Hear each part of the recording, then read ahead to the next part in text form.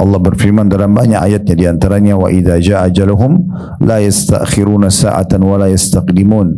Kalau ajal mereka sudah sampai, maksudnya batas waktu yang Allah tentukan, di waktu itu, di tempat itu, maka tidak mungkin diterlambatkan sesaat atau diundur sesaat. Walaupun kita sudah makan makanan sehat, berolahraga yang cukup, hidup dalam kondisi gembira dan senang, sejahtera secara ekonomi dan segala macam hal, tetap saja akan meninggal dunia. Bahkan berapa banyak orang yang sehat mendahului orang yang sakit. Berapa banyak orang yang masih muda mendahului orang yang sudah tua. Berapa banyak orang kaya mendahului orang yang miskin dan seterusnya, ya.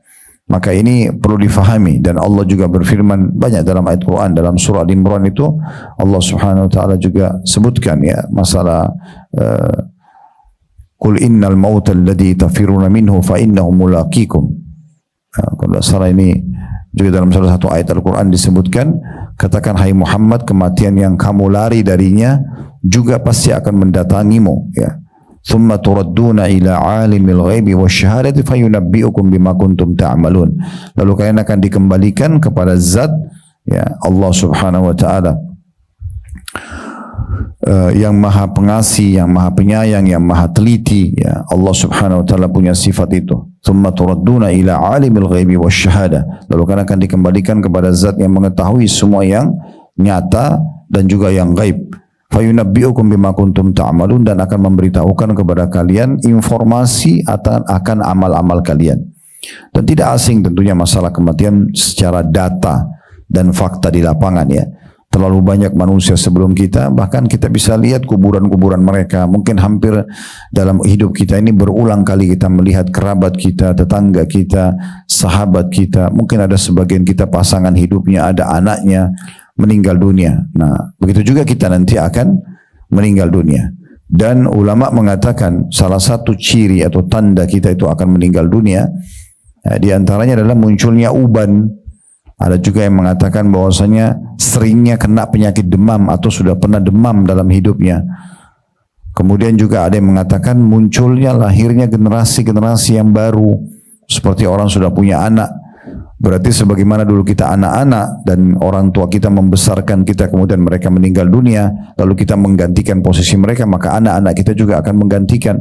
Dan sekian banyak tanda-tanda yang sebenarnya secara data dan fakta itu benar di lapangan. Oleh karena itu setiap muslim wajib baginya, bukan pilihan, untuk punya persiapan yang cukup, ya, karena orang yang menuju, orang yang tahu akan mati, pasti dia akan tahu juga akan dibangkitkan dan akan dipertanggungjawabkan semua perbuatan-perbuatannya. Kalau dia beramal saleh, selama hidup selalu bakti kepada Allah, taat, mengerjakan perintah, sholat, puasa, zakat, haji, dan segala macam amal-amal, maka dia akan menerima. Wa may ya'mal mithqala dzarratin khairan yarah. Siapa yang berbuat seperti biji sawi dari kebaikan, pasti diperlihatkan dan diberi balasan. Dan kalau dia selama hidupnya zina, riba, bohong, menipu dan segala macam, maka wa may ya'mal mithqala dzarratin syarran yara. Siapa yang berbuat seperti biji sawi dari keburukan, pasti diperlihatkan dan akan dihukum oleh Allah Subhanahu wa taala. Syukurnya kita sebagai seorang muslim sudah dapat bocorannya, maka jangan disia-siakan. Nah, Islam datang sebagai agama kita, ibu-ibu sekalian, adalah panduan hidup yang sempurna sekali. Karena semuanya ditata. Dari pakaian, makanan, minuman, pendapatan, pergaulan, semuanya diatur oleh Allah Subhanahu wa taala. Dan kita selalu disuruh menikmati yang halal dan thayyib. Halal dibolehkan dan thayyib berkualitas. Silahkan makan, minum, berpakaian, bergaul, cari pendapatan, beribadah dengan Allah, bermuamalah dengan manusia, semuanya yang terbaik. Semuanya yang terbaik. Kita boleh menikmati apapun, tetapi tentunya, ya, yang dihalalkan dan juga berkualitas, serta kita niatnya untuk memberikan hak, ya, jasad kita yang sudah Allah Subhanahu wa taala amanahkan kepada kita. Makan, minum, tidur dan seterusnya. Nah, juga mati pun diajar dengan cara mati yang terbaik. Ini yang kita sedang bahas, yaitu mati syahid. Kalau kita tahu faktanya dan datanya kita semua akan mati, maka mengapa tidak sekaligus kita pilih mati yang baik? Itulah mati syahid. Dan hadis ini memberikan berita gembira untuk laki-laki dan perempuan. Kalau seandainya hanya mati di medan perang saja, itulah mati syahid, maka mungkin akan kerepotan ibu-ibu ya, karena tidak semua ibu-ibu ikut berperang. Dalam kehidupan Nabi SAW itu maksimal yang ikut bersama Nabi 10 sampai 20 orang. Setiap peperangan Nabi, kadang-kadang mereka masak, kadang-kadang mereka ngobatin para mujahidin. Tapi tidak semua, mayoritasnya mereka justru ngurus anak, ngurus rumah, ya. Mereka dilindungi oleh para kaum laki-laki. Jadi untuk mendapatkan mati syahid tidak semudah kaum laki-laki, karena mereka bisa setiap saat pergi ke medan perang, gitu kan. Tetapi hadis ini memberikan gambaran dan berita gembira untuk laki-laki dan perempuan. Kalaupun sedang tidak terjadi peperangan, kayak alhamdulillah di negeri kita sekarang aman, bukan seperti waktu kita dijajah dulu sama Belanda, Jepang, kita bisa berperang setiap saat, terbunuh oleh mereka, kita mati syahid. Tapi sekarang alhamdulillah aman, tentram. Ya, beda dengan teman-teman kita di Palestina yang masih terjajah. Semoga Allah berikan mereka kemerdekaan. Ya. Tetapi di sini hadits ini memberikan berita gembira kepada kita. Siapa yang benar-benar berharap tulus dari hatinya mendapatkan mati syahid, pada saat mati memang dia ditutup dengan mati syahid, maka Allah akan memberikan dia kedudukan nanti di surga di hari kiamat, kedudukan para syuhada walaupun mati di atas ranjangnya. Berarti menandakan hadis ini mulia sekali, karena memuliakan buat kita. Bayangkan kalau mati syahid hanya boleh di medan perang, dibunuh oleh musuh, itu pun harus tulus, harus ikhlas. Karena kata Nabi SAW dalam sebuah hadis yang sahih, 3 orang yang paling pertama disiksa hari kiamat, paling pertama disiksa ya. Dalam riwayat lain, paling pertama dinyalakan api neraka untuk mereka. Yang pertama itu adalah orang mati syahid. Lalu Allah SWT datangkan hari kiamat di depan semua makhluk di mahsyar, dan Allah perlihatkan kepada dia nikmat-nikmat pada dirinya, seperti keberanian, keterampilan, ketangkasan, ya, bagaimana dia menguasai senjata-senjata perang sampai dia bisa melawan musuh, memukul mundur mereka, bahkan mungkin ada yang dibunuh oleh dia. Lalu Allah perlihatkan, Allah menanyakan kepada dia, apa yang kau lakukan dengan semua yang aku berikan kepadamu ini? Dia bilang, ya Allah, tidak aku temukan satupun tempat dan peluang untuk berperang di jalanmu kecuali aku lakukan, dan itu karena kamu. Maka Allah Subhanahu wa ta'ala membongkar kedok dia sambil mengatakan, kau telah berdusta. Sebenarnya kau berperang agar dibilang kau adalah seorang perkasa, kesatria, pahlawan, dan sudah diucapkan, kau sudah dapat itu, orang semua puji-puji. Maka kata Nabi SAW, Allah menyuruh malaikat untuk menyeret wajahnya dan dilempar ke dalam api neraka. Jadi butuh keikhlasan yang luar biasa. Karena kapan diikuti dengan riak saja, maka sudah cukup untuk dilempar ke dalam api neraka. Bahkan orang pertama dilempar di api neraka. Golongan kedua adalah orang yang Allah berikan Al-Quran. Dia hafal 30 juz, dia ngajar sana sini. Kemudian Allah datangkan mempertunjukkan kepada dia kelebihan yang Allah berikan. Bagaimana dia pertama bisa menyebutkan huruf hijaiyah dengan benar, tajwidnya benar, dia mulai hafal sampai 30 juz, dipanggil sana sini, mengajar dan menjadi imam di banyak masjid, dikenal lah. Tetapi Allah tanya kepada dia nanti di hari kiamat, apa yang kau kerjakan, apa yang kau perbuat dengan semua kelebihan yang aku berikan? Dia bilang, ya Allah, tidak ada satupun, aku menghafal Quran karenamu dan tidak ada satupun kesempatan untuk mentilawakan kecuali aku tilawakan di pagi dan siang hari, di siang dan malam hari, itu karena kamu. Maka Allah SWT mengatakan, engkau telah berdusta. Engkau sebenarnya menghafal dan baca Quran supaya dibilang qari, seorang pembaca atau seorang yang hafid Quran, dan kau sudah dipuji, sudah diucapkan oleh orang-orang. Maka dilemparkan, disuruh malaikat menyeret wajahnya, dilempar ke api neraka. Hafid Quran, ya. Kemudian yang ketiga, seorang yang kaya raya yang Allah berikan harta lalu dia sibuk menginfakkan di jalan Allah di siang dan di malam hari. Lalu kemudian Allah perlihatkan kepada dia bagaimana mulai dia menjadi orang yang mampu, orang yang kaya, punya pendapatan, dan bagaimana dia dermawan, suka bagi-bagi sama orang. Allah tanya, apa yang kau buat dengan kelebihan yang aku berikan ini? Dia bilang, ya Allah, tidak ada satupun kesempatan berinfak di jalanmu kecuali aku lakukan, dan itu karena kamu. Maka Allah SWT mengatakan, engkau telah dusta, engkau bersedekah, ya, berinfak agar dibilang engkau seorang yang dermawan, dan sudah diucapkan. Maka diperintahkan malaikat untuk menyeret wajahnya lalu dilempar ke dalam api neraka. Jadi sedikit riak bisa menghancurkan amal, ya. Oleh karena itu harus hati-hati sekali. Ibu-ibu kami sarankan kalau sudah beramal sebuah amal, udah anggap dilupakan aja, anggap sudah selesai. Karena sudah dicatat oleh malaikat dan tidak perlu kita sebut-sebut. Karena menyebut-nyebutnya bisa membuat kita riya. Nah, hadis ini juga memberikan satu poin plus buat kita. Karena untuk mengharap mati syahid itu umumnya orang ikhlas, kan itu. Antara kita sama Allah saja. Ya Allah, kalau saya meninggal matikanlah mati syahid misalnya. Mungkin tidak ada yang tahu masalah itu. Lalu Allah tutup hidup kita dengan itu, kita bisa dapat derajat yang tinggi di surga, derajat para syuhada. Karena masuk ke medan perang pun masih bisa riya, masih bisa digoda oleh syaitan untuk pamer, ya, bukan karena Allah Subhanahu wa taala. Kemudian pelajaran yang ketiga bisa diambil dari hadis ini adalah kedudukan doa itu sendiri. Jangan pernah berhenti berdoa. Dan sudah sering kami ucapkan dan sampaikan, berdoa agar ditambah nikmat yang sedang ada. Kita sudah beriman supaya lebih beriman lagi. Kita sudah dapat hidayah supaya lebih banyak hidayahnya, petunjuk dari Allah. Kita sudah diberikan kesehatan, keturunan, dan segala macam. Kita minta agar Allah berkahi.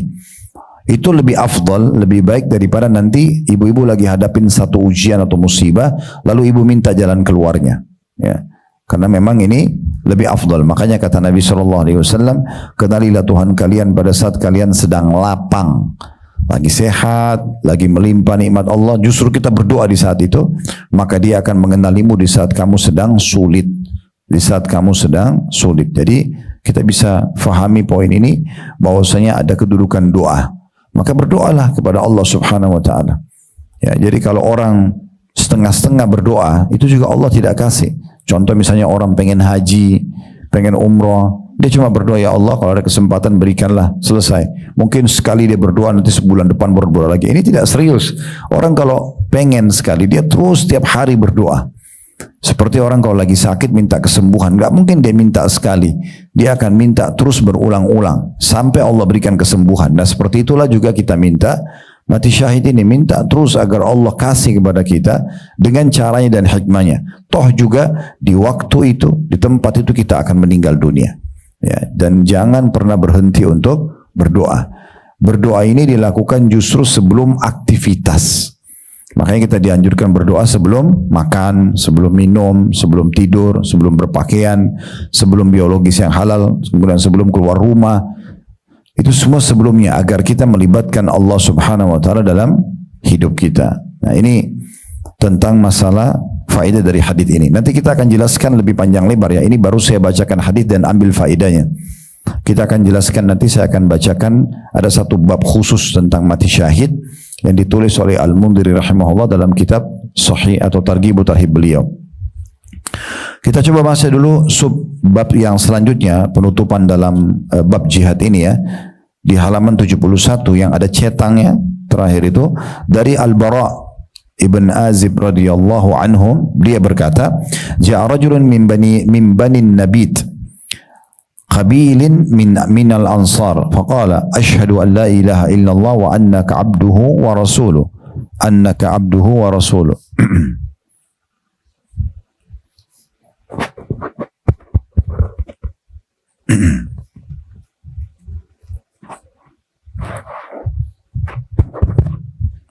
Saya ulangi hadisnya dari Al-Bara.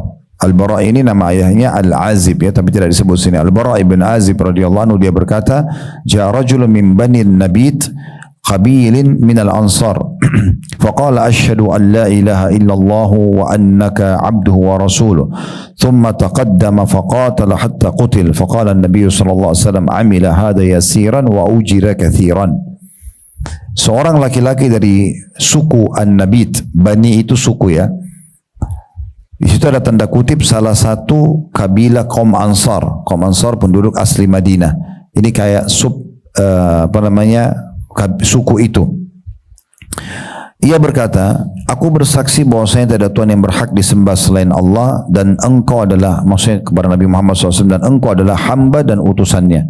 Kemudian dia maju berperang hingga terbunuh. Maka Rasulullah SAW bersabda, orang ini melakukan sesuatu yang ringan tapi diberi pahala yang banyak. Ada footnote nomor 92 di bawah, diriwayatkan oleh Imam Muslim.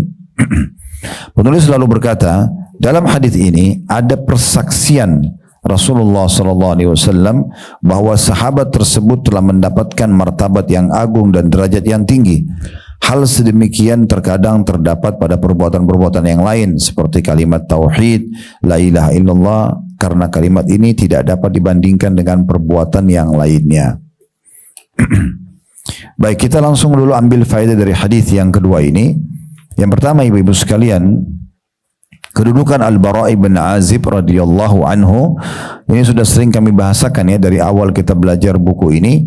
Kalau ada seorang sahabat yang menyampaikan kepada kita kronologis sebuah hadis sehingga kita jadi tahu apa yang Nabi SAW sampaikan, kita sebutkan itu sebagai keutamaan tersendiri. Di sini Al-Bara' bin Azib berkata, dia yang menceritakan kepada kita tentang ada seseorang datang syahadat, belum sempat sholat, belum sempat puasa, lalu ikut berperang, mati syahid. Maka Nabi SAW memujinya sambil mengatakan, orang ini berbuat sedikit, baru syahadat, lalu ikut perang, kemudian dia pun mati syahid, maka dia masuk ke dalam surga. Kemudian yang kedua, pentingnya seseorang itu tidak menunda untuk masuk Islam. Ini sering kami sampaikan. Kalau ibu-ibu sekalian punya kerabat, punya teman, punya tetangga non-muslim, jangan ragu untuk tawarkan masuk Islam. Tidak usah khawatir, nanti dia kalau banyak nanya kepada saya bagaimana? Ibu jawab sesemampunya saja. Dan tidak perlu kita menjadi Ahmad Didat atau Dr. Zakir Naik untuk menghafal kitab mereka, bukan sampai ke sana. Cukup kita sampaikan atau ajak mereka diskusi di agama yang kita tahu, gitu kan? Misal kita menanyakan kepada mereka, apa pendapatmu tentang Islam? Dengarkan dulu apapun yang dia sampaikan, kemudian kita berdiskusi mengatakan, misal kalau dia mengatakan, oh setahu saya sih Islam itu agama bagus, gini segala macam, teman-teman saya atau kerabat saya juga ada yang muslim tapi mereka sangat baik sekali. Itu kan kesempatan kita tinggal mengatakan, lalu kenapa tidak masuk Islam? Apa yang menghalangi Anda untuk masuk Islam misalnya kan? Kalau mau nanti tinggal saya pandu saja, kan tinggal dipandu syahadat, ya. Dan untuk mengajak orang masuk Islam tidak harus diajak ke masjid, tidak harus tunggu cari ustadz yang dikenal baru kemudian disuruh syahadat, tapi segera syahadatkan saja, ya. Langsung pandu syahadat. Siapa yang tidak bisa di antara muslimin, anak kecil aja bisa, asyhadu an la ilaha illallah wahdahu la syarika lahu wa asyhadu anna muhammadan abduhu wa rasuluh, sudah muslim dia. Kalau dia meninggal 1 menit kemudian ajalnya datang, dia masuk surga. Tapi kalau kita tunda-tunda, kita malah yang menundanya, tunggu dulu, apalagi kasih buku tebal 1000 lembar dibaca dulu, kemudian dia meninggal, kita bisa tanggung jawab di hadapan Allah Subhanahu wa ta'ala. Kami pernah ada acara ceramah di kota Makassar waktu itu. Terus ada satu anak muda datang dan membawa temannya, orang Katolik atau Protestan. Dia mengatakan, Ustaz, ini teman saya sudah 1 tahun lalu mau masuk Islam, tapi saya suruh baca buku dulu. Ada buku tebal dikasih sama dia. Jadi orang ini belum masuk Islam, padahal dia datang untuk masuk Islam. Kenapa ditunda? Kenapa nggak dipandu syahadat gitu kan? Terus saya bahasakan, saya langsung pandu syahadat dulu orang itu. Setelah itu orang itu pamit keluar, saya panggil orang itu. Saya bilang, kenapa ditunda syahadatnya? Tidak harus syahadat di tangan saya, bisa syahadat di tangan Anda, tangan siapa saja, gitu kan? Ajak dia masuk Islam. Dan kalau misalnya pun kita mau mengeluarkan atau bantu dia untuk mengeluarkan sebuah bukti sertifikat masuk Islam, ya kita tinggal minta di salah satu masjid atau yayasan yang mendapatkan izin, tinggal bawa dia. Ini orang sudah syahadat, tinggal butuh sertifikat saja, kan selesai. Daripada kita biarkan dia. Saya bilang, bagaimana kalau orang ini meninggal dalam 1 tahun tersebut? Allah akan tanya nanti, kenapa orang ini mau masuk Islam kamu tunda-tunda? Kan gitu. Ini nggak boleh ditunda. Makanya orang ini datang syahadat depan Nabi, Nabi langsung terima, nggak pakai ditunda. Nggak pakai Nabi bilang pikir-pikir dulu lah atau apalah dulu, nggak perlu gitu. Ya, ini penting sekali. Dan juga jangan pernah khawatir untuk menawarkan Islam, karena tugas kita dalam mendakwakan Islam hanya penyampaian, bukan penerimaan. Bukan tugas kita orang terima. Sekarang saya ceramah untuk ibu-ibu gini, saya tidak bisa paksakan, terima ya, amalkan ya, kayak bisa buat itu. Tugas saya cuma menyampaikan. Allah nanti yang gerakkan hati ibu-ibu sekalian untuk menerimanya dan akhirnya mengamalkannya. Ya beruntunglah di antara ibu-ibu yang misal tersentuh hatinya lalu kemudian mau mengamalkan. Itu hidayah dari Allah SWT. Tapi kalau yang masuk telinga kanan keluar telinga kiri, angin lalu, oh ya sudahlah, ya, nanti aja dilihat misalnya. Ya udah, sesuai dengan niatnya. Ingat ya, Allah itu memberikan hambanya sesuai dengan niatnya. Innamal a'malu binniyat. Semua sesuai dengan niat. Ini salah satu makna hadisnya adalah, siapa yang ingin jadi orang baik, Allah pandu dia. Siapa yang ingin jadi orang buruk, Allah izinkan dia. Cara ada orang bilang, saya mau berzina, naudzubillah. Nanti dia termudahkan sendiri tuh. Bukan Allah mau dia buat itu. Karena Allah sudah sampaikan itu perbuatan dosa, hukumannya berat loh ya. Tapi karena dia maunya itu, Ya sudah, faman syaa falyu'min, siapa yang mau beriman kata Allah silakan, wa man syaa falyakfur, siapa yang mau kafir silakan. Tapi nanti hari kiamat semua ada pertanggungjawaban. Orang-orang yang beriman akan dapat seperti yang dijanjikan, orang-orang kafir akan dapat apa yang telah diancamkan, ya. Jadi hati-hati sekali dengan niat-niat kita, ya. Selalu niat baik, selalu optimis, ya. Kalau kita bisa mengerjakan. Nah, di antaranya dakwah dalam menyampaikan kepada orang, tugas kita menyampaikan. Ada teman kita belum berhijab. Kenapa belum berhijab? Apa masalahnya? Oh, begini dan begitu apa? Apa yang kita mampu yang Allah mudahin kita jawab saja. Tapi kan begini, tapi kan begitu. Misalnya, oh, hijab itu panas, hijab itu begini dan begitu. Dan semua orang muslim pakai. Masa semuanya orang tidak ngeluh panas cuman kamu saja? Kan misalnya contoh. Kita sambil diskusi ringan. Selebihnya udah selesai. Tugas kita cuma menyampaikan. Masalah penerimaan itu hidayah di tangan Allah Subhanahu wa taala. Yang penting kita sudah menyampaikan. Dan siapa yang telah menyampaikan kebaikan, dia sudah dapat pahalanya. Dan siapa yang telah melarang dari kemungkaran, dia juga sudah lepas tanggung jawab di hari kiamat. Ada teman kita nggak sholat, Bu, ibu bilang, kenapa nggak sholat? Sholat itu wajib loh, gini-gini. Udah, sekali aja kita sudah lepas tanggung jawab hari kiamat. Tapi kalau kita tahu dia nggak sholat, kita tunda-tunda, nggak mau nasihatin, nanti Allah akan tanya kita, kenapa kamu tahu sholat itu tapi nggak sampaikan kepada orang? Bahkan orang itu saya bisa tuntut, ya Allah, orang ini tahu saya tidak sholat, tapi dia nggak nasihatin saya, bisa saja kembali menuntut kita. Maka oleh karena itu jangan ditunda-tunda masalah seperti ini, ya. Itu pelajaran kedua tentang jangan menunda untuk syahadat, ya. Kemudian yang ketiga pelajarannya adalah kedudukan orang yang mati di jalan Allah Subhanahu wa taala, berperang, mati syahid, ya. Karena ternyata orang ini syahadat saja, kemudian dia mati terbunuh setelahnya, sudah cukup Nabi SAW mengatakan orang ini berbuat sedikit, karena syahadat hitungan detik. Asyhadu an la ilaha illallah wahdahu la syarika lahu, asyhadu anna Muhammadan abduhu wa rasuluh, selesai, ya. Lalu dia ikut berperang, cuma berapa tangkisan dan serangan dari musuh, terbunuh, masuk surga. Makanya Nabi SAW mengatakan orang ini berbuat sedikit.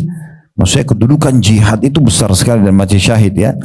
Sampai Nabi SAW mengatakan dia berbuat sedikit, tetapi dia mendapatkan pahala yang melimpah. Berarti sini kedudukan orang yang mati di medan perang sama kurang lebih, berarti bahasanya tentang masalah mati syahid. Ya, ini bahasannya, ya. Saya akan coba masuk penjelasan lebih jauh berhubungan dengan masalah ini, ya. Nanti insya Allah kalau tidak ada halangan kami akan kirim PDF buku ini, ya, ke ketua panitia mungkin atau teman-teman panitia, nanti bisa di-share ke jamaah, ya. Tapi nanti tinggal ditulis, diingatkan saja, itu dibaca di halaman 238. Jadi yang saya akan baca ini dari kitab Sahih At-Targhib Tarhib di halaman 238. Jadi nanti kalau ibu terima PDF-nya nanti, ibu tinggal buka dan ingat halaman 238. Apa yang saya bacakan ini, ya, saya akan bacakan. Di situ ada bab nomor 14 dalam kitab jihad, anjuran mati syahid dan keutamaan para syuhada.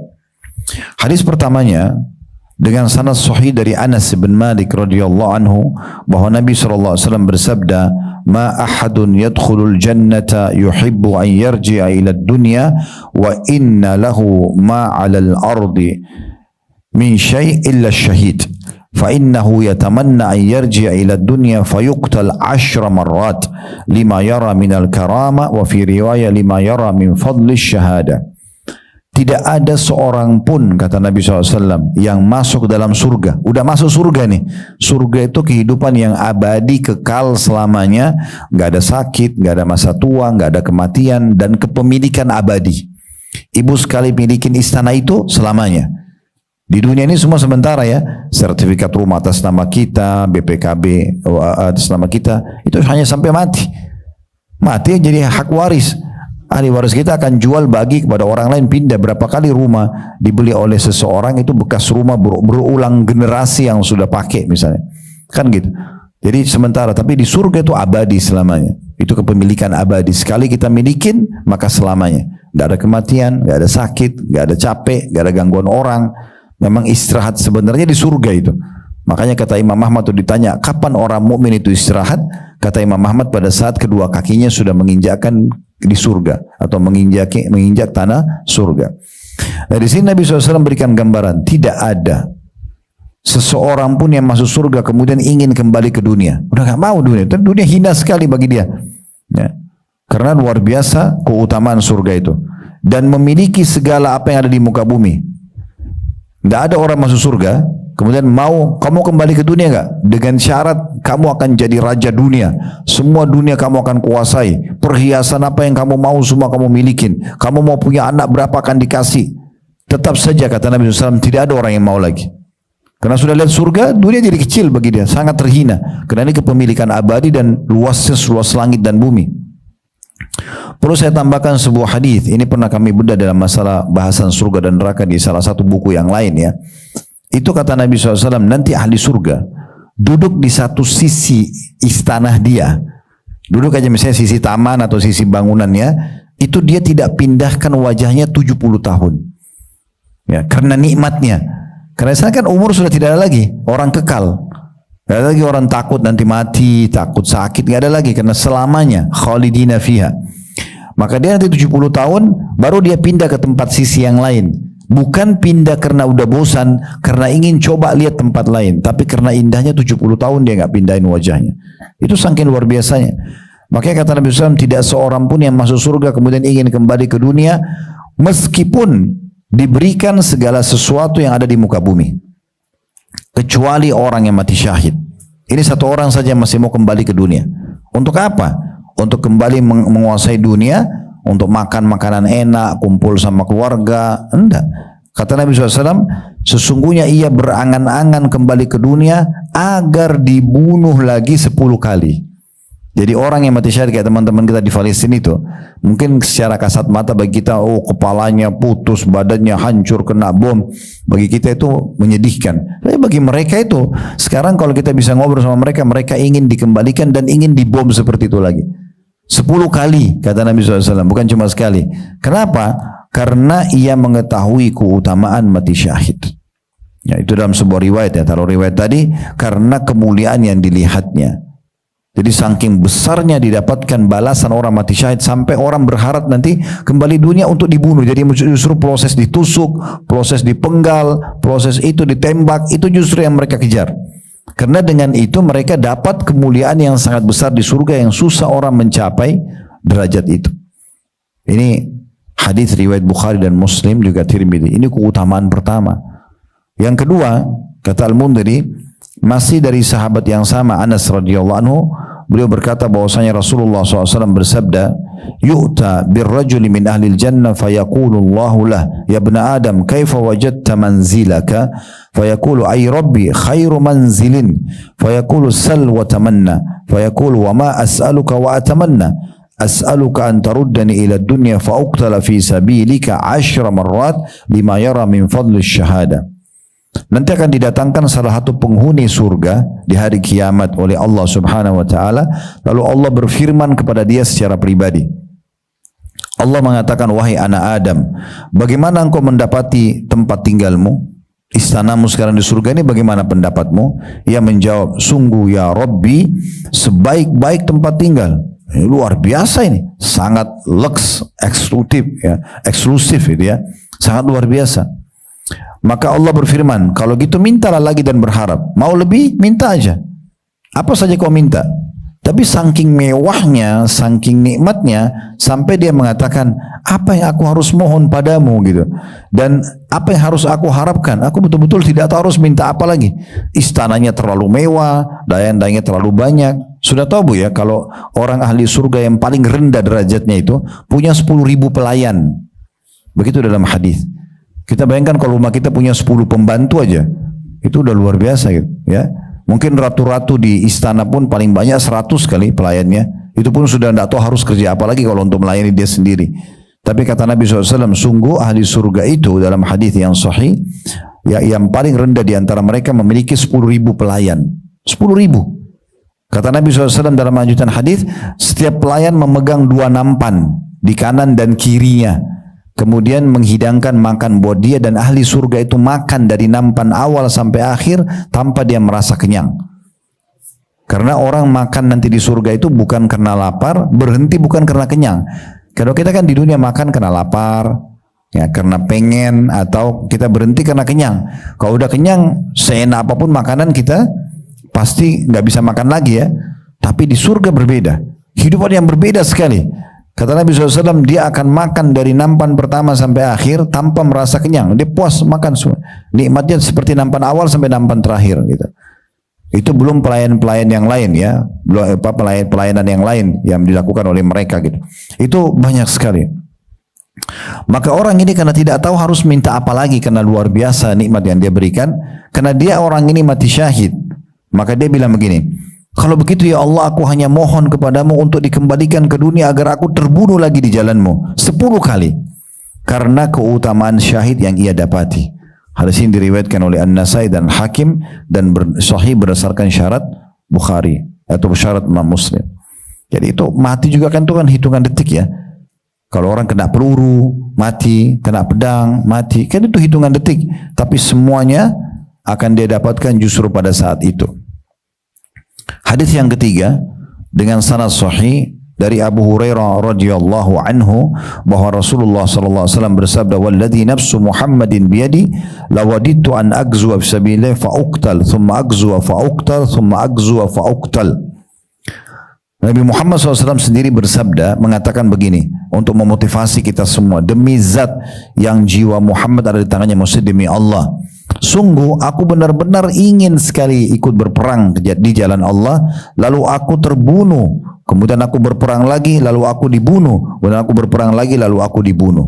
Maksudnya Nabi berharap untuk mengejar keutamaan mati syahid, karena orang begitu mati syahid mendapatkan semua dosanya dimaafkan, dapat derajat paling tinggi di surga. Jadi tidak berimbang antara ditusuk oleh musuh atau kena bom itu dengan apa yang mereka dapatkan gitu ya. Oleh karena itu Khalid bin Walid pernah berkata kepada pasukannya orang-orang Persia, kami akan atau aku akan mengutus orang-orang yang mencintai kematian sebagaimana kalian mencintai kehidupan. Memang kita di umat Islam suka dengan mati, tapi mati yang benar gitu ya. Sebab dengan mati kita akan melihat semua hasil amal kita. Makanya orang-orang soleh dulu, ibu-ibu sekalian itu kalau mereka sakit keras, teman-temannya pada datang mengatakan berita gembira buat kamu. Lalu dia jelaskan kenapa orang yang mau mati dikatakan berita gembira. Karena sebentar lagi kau akan bertemu dengan Allah, kau akan bertemu dengan Rasulullah, kau akan melihat hasil-hasil amalmu, kau akan masuk ke dalam surgamu. Ya, memang begitu konsep keyakinan seorang muslim. Muslim tidak akan takut dengan kematian, karena mati itu seperti sebuah pintu yang harus kita masuk di situ menuju kepada kehidupan akhirat. Mungkin rasa khawatir yang ada adalah kalau orang tidak punya persiapan, dia tidak beramal saleh, dia tidak tobat dari dosa-dosanya, itu kekhawatiran datang karena nanti dia akan dihukum. Tapi kalau seseorang rajin beramal saleh, apa yang harus dia khawatirkan? Kalau kita kerja di satu perusahaan, kita yakin di akhir bulan kita akan terima gaji. Karena kita yakin pemilik perusahaan atau ownernya itu adalah orang yang jujur atau orang yang bertanggung jawab. Kenapa kita tidak yakin dengan Allah subhanahu wa ta'ala yang menjanjikan kepada kita dengan janji yang benar? Kemudian dalam hadis yang selanjutnya, hadis yang tadi itu hadis riwayat Bukhari Muslim. Hadis keempat dari Abdullah bin Amr bin As radhiyallahu anhuma, ya, bahwasanya Rasulullah SAW bersabda, yukfaru lisyahidi kullu dzambin illa ad-dain. Ketahuilah, kata Nabi SAW, akan diampuni bagi orang yang mati syahid semua dosanya, besar kecil akan diampuni semuanya, kecuali hutang saja. Kalau dia masih punya utang itu harus dibayar. Oleh karena itu anjuran para ulama, orang kalau mau pergi berperang dia harus melunasi utangnya ya, atau kalau tidak dia menulis wasiat. Kalau dia pada ahli warisnya, saya punya utang ya, begini dan begitu misalnya. Kemudian hadis yang kelima dengan sanad sahih juga dari Abu Qatadah radhiyallahu anhu, anna Rasulullah sallallahu alaihi wasallam qama fihim fadzakara anna al-jihad fi sabilillah wal iman billahi afdalul a'mal. Faqala rajul faqala ya Rasulullah ara'aita in qutiltu fi sabilillah tukaffaru anni khataayaya. فقال رسول الله صلى الله عليه وسلم نعم إن قتلت في سبيل الله وأنت صابر محتسب مقبل غير مدبر. ثم قال رسول الله صلى الله عليه وسلم كيف قلت قال أرأيت إن قتلت في سبيل الله أتكفر عني خطاياي. فقال رسول الله صلى الله عليه وسلم نعم إن قتلت وأنت صابر محتسب مقبل غير مدبر إلا الدين فإن جبرائيل قال لي ذلك. Terjemahannya kata sahabat yang mulia Abu Qatadah radhiyallahu anhu bahwa Rasulullah SAW pernah berdiri di tengah-tengah mereka, maksudnya para sahabat beliau. Lalu beliau menyebutkan bahwa jihad di jalan Allah dan juga iman kepada Allah merupakan amal yang paling utama, paling besar pahalanya. Kemudian dikatakan, lalu seseorang berdiri mengatakan, ya Rasulullah, bagaimana kalau aku terbunuh saat berperang di jalan Allah? Apakah semua dosa-dosaku akan dihapus? Kata Nabi SAW, ya, jika kamu terbunuh di jalan Allah sedangkan kamu itu bersabar ya, dan mengharapkan pahala, maju pantang mundur. Karena dalam Islam ada keadaan tidak boleh kita lari dari medan perang ya, yaitu pada saat perang lagi berkecamuk, nggak boleh kita. Kalau sudah berhadapan sama musuh, kita hanya punya dua pilihan, mati syahid dapat surga atau kita menang. Jadi orang Islam itu tidak pernah kenal namanya kalah. Kita misalnya punya 1000 pasukan, semuanya mati terbunuh, itu kemenangan bagi kita, karena semuanya masuk surga. Gak ada kekalahan dalam Islam. Atau kita bawa pulang kemenangan ya, yang sifatnya duniawi, itu yang dimaksudkan. Lalu Rasulullah SAW bertanya lagi pada orang yang sama, tadi apa yang kamu tanyakan? Nabi ulangi lagi. Maka orang itu mengatakan, bagaimana ya, menurut anda kalau seandainya aku dibunuh di jalan Allah, apakah semua dosa-dosaku akan dihapuskan? Kata Nabi SAW, ya, jika kamu terbunuh sedangkan kamu sabar dan berharap pahala, maju pantang mundur, kecuali hutang. Sesungguhnya Jibril telah datang menyampaikan itu kepadaku, baru saja menyampaikan kepadaku. Hadis ini riwayat Imam Muslim. Dari hadis ini maka ada keutamaan mereka, hanya saja utangnya ya harus dibayar. Sebenarnya utang ini orang mati syahid atau tidak tetap harus dibayar ya. Kami pernah jelaskan orang kalau meninggal harus disegerakan 4 hal, nggak boleh ditunda. Yang pertama itu ngurus jenazahnya, mandikan, kafani, sholati, makamkan hari yang sama, nggak usah ditunda. Kata Nabi SAW, ikramul mayyit dafnu, penghormatan terhadap jenazah adalah segera dimakamkan. Yang kedua, bayar utangnya. Utang dulu nih. Makanya ibu-ibu kalau punya utang tulis ya. Ditulis supaya ahli waris kita tahu. Dan jangan utang kecuali darurat. Jangan hidup dengan utang ini.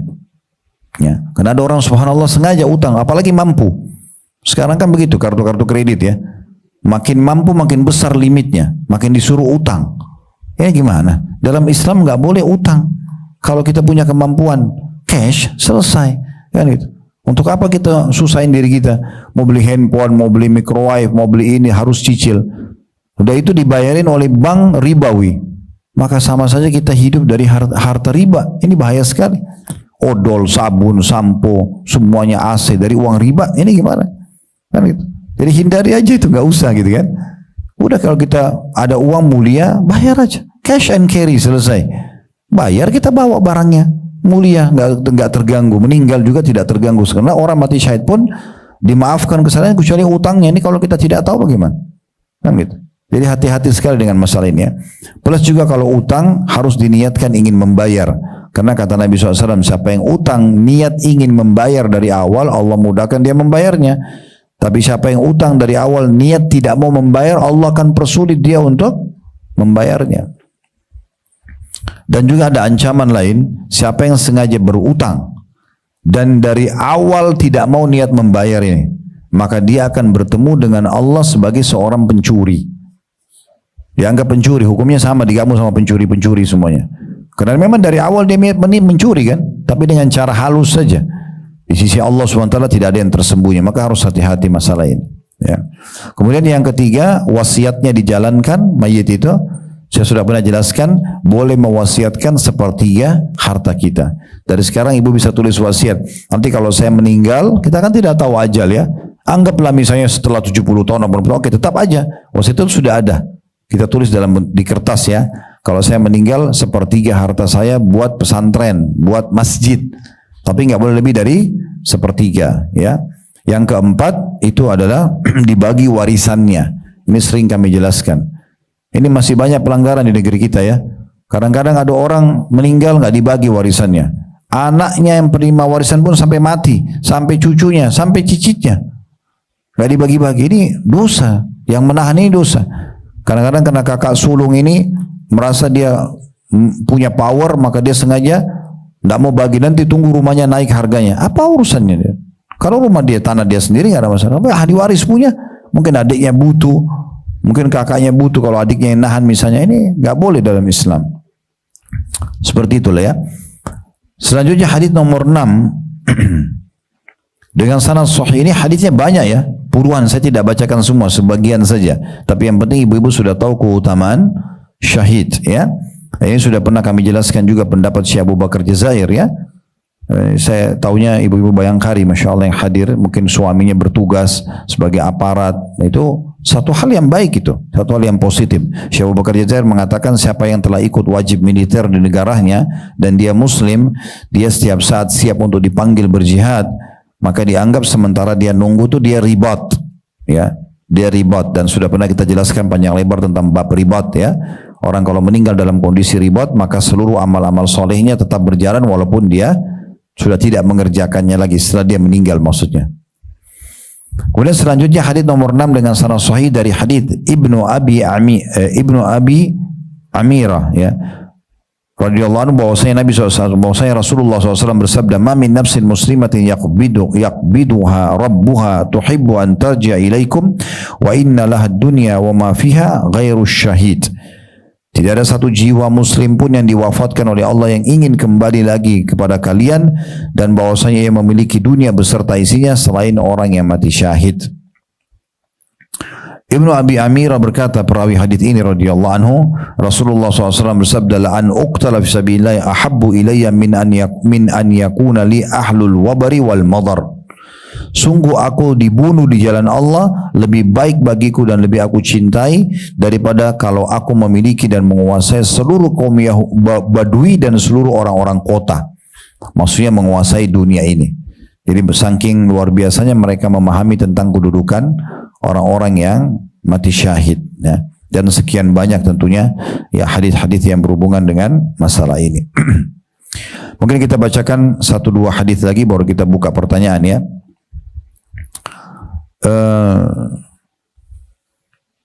Mungkin saya pilih hadisnya, saya pindahkan. Coba saya baca hadis nomor 9 dengan sanad sahih dari Jabir bin Abdullah radhiyallahu anhu. Dia berkata, "Ji'a bi abi ila Nabi SAW wa qad muthila bihi fa wudi'a bayna yadayhi فذهبت أكشف عن وجهي فنهاني قومي فسمع صوت صارخة فقيل ابنة عمرو أو أخت عمرو فقال لما تبكي أو فلا تبكي ما زالت الملائكة تظله بأجنحتها.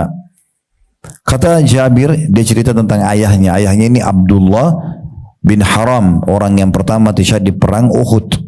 Dan orang ini luar biasa. Nabi SAW memberikan kesaksian, satu-satunya orang yang mati syahid yang Allah ajak bicara secara langsung tanpa hijab hanya orang ini saja. Namanya Abdullah bin Haram. Ini sering kami sampaikan di lokasi perang Uhud dan tidak pernah kami luput menyampaikan kisahnya karena luar biasa. Besok akan terjadi perang Uhud di tanggal 16 Syawal di tahun 3 Hijriah, Sabtu hari Jumatnya, semalam suntuk dia begadang tidak tidur, mohon kepada Allah, merengek-rengek agar dia termasuk orang yang pertama mati syahid esok harinya. Itu saking inginnya mati syahid gitu. Maka waktu dia terbunuh mati syahid di perang Uhud dan betul Allah kasih dia, Jabir anaknya mengatakan, ayahku dibawa kepada Nabi SAW sedangkan ia telah dibunuh dengan dicabit-cabit. Jadi luka banyak sekali di badannya. Lalu diletakkan di hadapan Nabi SAW. Maka aku pun membuka wajahnya, namun kaumku melarangku. Mendadak Nabi SAW mendengar teriakan seorang perempuan. Maka dikatakan dia adalah putrinya Amr atau saudara perempuannya Amr. Maka Nabi SAW mengatakan, maksudnya masih keluarganya Abdullah ya. Kenapa kau menangis? Nabi tanya perempuan itu. Atau janganlah kamu menangis. Karena sesungguhnya para malaikat terus saja menerus menaunginya dengan sayap-sayapnya. Maksudnya orang mati syahid ini terus dilindungi oleh Allah SWT. Dia mulia ini. Karena dia mati syahid. Jadi tidak ada sesuatu yang perlu dikhawatirkan ya dari dia. Hadis terakhir mungkin yang saya bacakan pada kesempatan ini. Karena kalau kita mau baca semua ini ada puluhan hadis ya. Nanti bisa dibaca. Tadi saya sudah sebutkan di halaman 238 di bab nomor 4 ya. Dari kitab Sahih Targhib Tarhib. Hadis nomor 11 dengan sanad sahih di ghairi menjadi sahih karena dikuatkan dengan riwayat-riwayat dan dari Ibnu Abbas radhiyallahu anhu, dia berkata bahwasanya Rasulullah SAW bersabda, "Ra'aitu Ja'far bin Abi Talib malakan yatiru min fil jannati dha janahaini yatiru bihima haitsu sya mudarrajatun qawadimuhu biddima. Aku melihat Ja'far bin Abi Thalib sebagai malaikat yang terbang di surga, memiliki dua sayap. Ia terbang dengan keduanya kemana saja ia suka. Bulu-bulu sayapnya yang besar berlumuran darah. Diriwayatkan oleh Tabarani dengan dua sanad yang jayyid. Maksudnya apa? Saya cerita dulu sedikit. Ja'far bin Abi Thalib ini kakaknya Ali bin Abi Thalib, ya, sepupu Nabi. Nabi SAW pernah utus pasukan, ibu sekalian, itu menuju ke wilayah Jordania sekarang. Namanya wilayah Mu'tah. Biasanya dulu kalau sebelum ada peperangan kayak sekarang di Palestina, kami di Uhud Tour ngajak jemaah untuk masuk ke Aqsa. Biasanya salah satu programnya di Jordan, kami datangi lokasi perang Mu'tah karena di situ ada kuburan para syuhada. Nabi SAW mengutus 3.000 orang waktu itu dari kalangan muslimin untuk melawan, ya, 250.000 pasukan, 150.000 pasukan Romawi, 100.000 dari suku Arab yang memang belum masuk Islam dan ingin atau membenci kaum muslimin. 3.000 orang ini Nabi SAW pilih buat mereka 3 pemimpin. Nabi angkat pertama Zaid bin Harithah, ini anak angkatnya Nabi. Lalu Nabi SAW bilang, nanti yang pimpin kalian Zaid bin Harithah. Kalau Zaid bin Harithah terbunuh, nah perkataan Nabi terbunuh ini berarti menandakan memang dia akan terbunuh mati syahid. Nanti akan digantikan oleh Ja'far bin Abi Thalib. Nah ini tokoh kita yang sedang kita mau bahas nanti. Kalau Ja'far terbunuh, maka digantikan oleh Abdullah bin Rawaha. Nah 3 ini panglima perang, 3-3-nya semua mati syahid, ya. Nah khusus Ja'far ini, waktu Zaid bin Harithah terbunuh, dia melihat itu. Dan Zaid bin Harithah pegang bendera. Di masa itu, Bu, kalau masih bendera masih berdiri, itu berarti masih kuat pasukan walaupun cuma 1 prajuritnya. Tapi kalau bendera sudah jatuh, tidak ada yang angkat lagi, maka dianggap dia kalah atau mereka kalah walaupun pasukannya masih banyak. Maka Ja'far langsung mengambil bendera tersebut kemudian masuk menyerang musuh. Dan Nabi SAW waktu perang Mu'tah terjadi sedang menggambarkan tentang peperangan tersebut. Sekarang terjadi penyerangan, sekarang terjadi begini, sekarang si fulan terbunuh. Nabi kayak gambarkan kepada sahabat live pada saat itu. Allah perlihatkan Nabi SAW. Maka Ja'far bin Abi Thalib, Nabi SAW gambarkan, dia pun maju menuju ke musuh. Dan saking banyaknya korban, kuda yang terbunuh, manusia yang terbunuh, darah berserakan sana sini, maka Ja'far ini dia turun dari kudanya karena kudanya nggak bisa jalan. Maka dia pun menebas kudanya sendiri karena kudanya nggak bisa buat apa-apa. Ya, maka kata Nabi SAW, dia termasuk orang yang pertama membunuh kudanya sendiri di jalan Allah, bukan karena mau menyiksanya, tapi dia ingin kuda itu, ya sudah, ya dia terhitung sebenarnya seperti orang yang kalau manusia itu kayak mulia, karena walaupun hewan tidak dihisab sama Allah, tapi dia mati mulia di medan perang. Kemudian dia maju menerobos musuh di tengah banyaknya jenazah, banyaknya darah segala macam. Terus saja dia berperang sampai ada musuh yang memotong tangannya. Jadi terpotong tangannya Ja'far. Waktu terpotong tangan kanannya, bendera dipegang sama tangan kirinya. Ada yang potong lagi tangan kirinya, maka dia pegang bendera itu dengan sisa tangannya, tapi keluar darah gitu ya. Lalu kemudian dia ditusuk oleh musuh, terbunuhlah mati syahid. Kemudian kata Nabi SAW, baru bendera diambil oleh Abdullah bin Rawaha. Tapi Abdullah bin Rawaha ini ada kisah sendiri, kita tidak ceritakan sekarang. Ja'far ini, karena tangannya dua-dua terputus, maka Nabi SAW menggambarkan hadis yang tadi. Aku diperlihatkan sekarang ini Ja'far sedang terbang di surga dan Allah menggantikan kedua tangannya dengan 2 sayap. Dia mirip seperti malaikat. Tapi untuk membuktikan dia mati syahid, sayap itu masih ada darahnya, tapi darah itu tidak mecer kemana-mana, ya. Karena dalam hadis yang lain, nanti orang yang mati syahid dari luka dia itu akan keluar darah, tapi warnanya warna darah, cuman baunya bau kasturi, ya. Jadi tidak lagi seperti bau amis kalau kita sekarang, ya, seperti itulah. Nah ini gambaran tentang Ja'far bin Abi Thalib radhiyallahu anhu. Dan sekian banyak kalau kita mau bahas tentang keutamaan orang yang mati syahid. Mungkin untuk membedah hadis-hadisnya saja ini butuh berjam-jam, ya. Tapi ini cukup mewakili insyaAllah, dan saya katakan tadi nanti ibu bisa baca lebih lanjut di buku yang atau PDF yang kami kirimkan insyaallah. Subhanakallahumma bihamdika asyhadu an la ilaha illa anta astaghfiruka wa atubu ilaik. Wassalamualaikum warahmatullahi wabarakatuh.